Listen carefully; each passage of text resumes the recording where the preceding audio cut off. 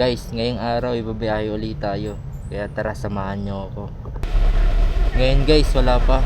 Hindi pa ako pinapasukan ng booking. Mukhang matumal ngayong araw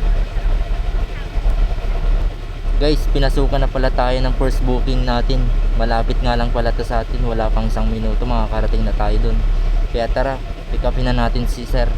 Mga ilang minuto nga lang din dumating na din si sir. Agad ko na nga rin para inalok si sir ng shower cup. Ang sabi niya helmet na lang daw. Kaya naman nung ready na si sir ay umalis na din kami kagad.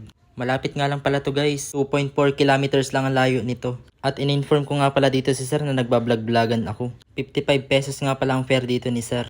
Next booking, short ride lang din ito. Kaya inabot ko na rin yung helmet para makaalis na kami. At nung okay na si ma'am ay umalis na din kami.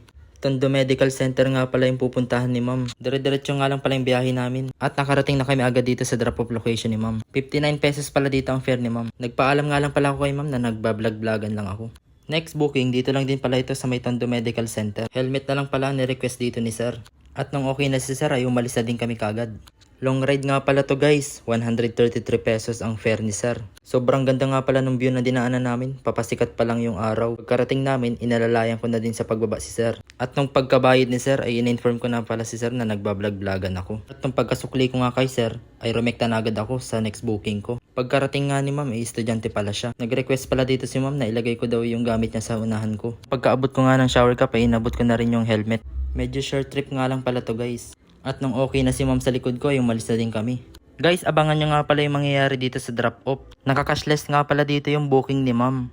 Pagkarating nga pala namin dito, ay may sinabi ako kay ma'am.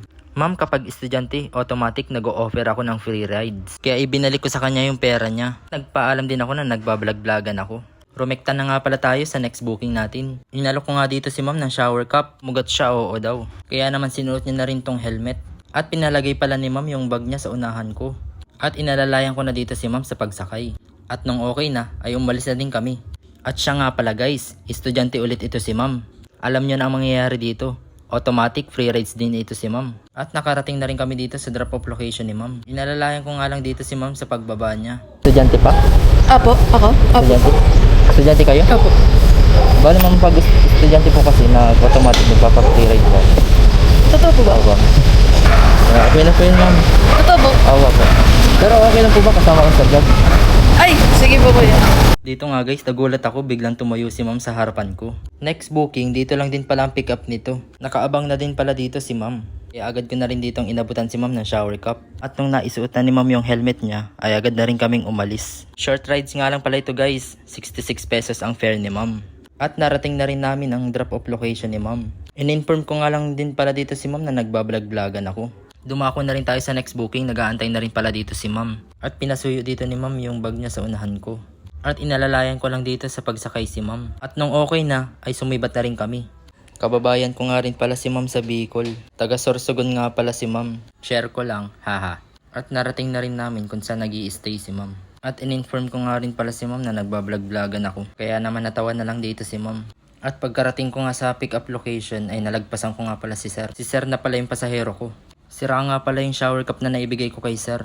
Kaya namin inabutan ko na din si sir ng panibagong shower cup. At nung pagkasakay ni sir ay umalis na din kami. Ang ganda nga pala ng sikat ng araw ngayon. Maya-maya niyan, uulan na rin yan. Isa rin pala sa kalaban namin yung pabago-bago ang panahon. Sobrang init sa umaga, tas biglang uulan ng hapon. Ang ending, magkakasakit. At ilang minuto rin ay narating na namin ang drop-off location ni sir. Estudyante ka? Sir? Estudyante ka? Opo sir. Bali sir, pag estudyante kasi, automatic nag-free ride sa akin. Pag estudyante. Nag-ano na ako, nagbablog-vlogan din ako. Vlog ka ba sir? Oo na. Kala may Facebook page ba kayo? May YouTube channel ba kayo? Hindi ko follow. Run TV. Ano sir? Run TV. Run TV? Salamat po sir ah. Thank you po. Ingat po kayo sir. At dumako na tayo sa next booking natin guys. Inalok ko nga pala dito si ma'am ng shower cup, sabi niya helmet na lang daw.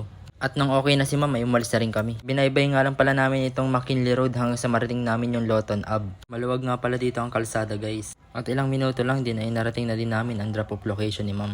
Nagbablog-vlogan po kasi ako. Okay na po bang kasama kayo? Ano man ang pangit ko dyan, Ay, kuya? hindi naman po. Malinaw yan ma'am. Next booking, nandito na nga rin pala si sir. At inalok ko na siya dito ng shower cup. Sabay abot ng helmet. At nung okay na dito si sir ay umalis na din kami. C5 nga pala kami pinadaan ni Google Map hanggang sa marating namin ng BGC. At pagka-drop ko nga pala dito kay sir ay sinabi ko na nagbablog-vlogan ako. Tinanong niya pala yung page ko at ipapollow daw niya ako. At nung okay na ay umalis na din si sir. Next booking, nakarating na din ako dito sa pick up location ni sir. At inabot ko agad ang shower cup kay sir. Sabay abot ng helmet. At nung nakasakay na nga pala dito si sir ay umalis na din kami. BGC lang din pala ang pupuntahan ni sir. Maluwag nga lang pala yung dinaanan namin na kalsada ni sir. Kaya naman narating na rin namin agad ang drop off location ni sir. Nag-o-offer nga po pala ako ng free ride sa mga PWD, senior citizen tsaka sa student. Kaya wala na po kayong babayaran sir. Ito kuya? Okay sir. Hindi, okay. Nagahan po kasi ako nag-vlog-vlogan din po kasi ako. Ay, sige, salamat po. Thank you. I-follow na lang po kita. Okay lang Salamat ha? po. Opo. Run TV. Grand TV. Sige po, Thank you, salamat po. ha? Training pa lang po kasi ako first. Oo. Second day ko po. Sige. Opo. Ingat Thank ha. you. Ingat. Guys, dito na pala nagtatapos ang ating araw. Yun na pala yung last biyahe natin. Kita-kits tayo next video. See you when I see you. Bye-bye.